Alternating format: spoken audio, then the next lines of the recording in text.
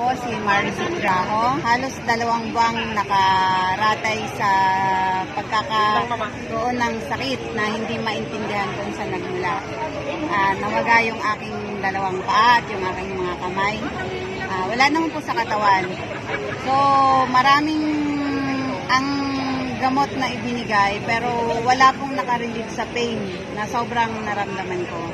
So yung aking professor po na si Ma'am Crisanta Padiltin, siya po ang nagrekomenda ng Tibicos para ma-cleanse po yung aking tiyan. Dahil lahat po ng aking kinakain at iniinom ay inilalabas ko lang po through urine.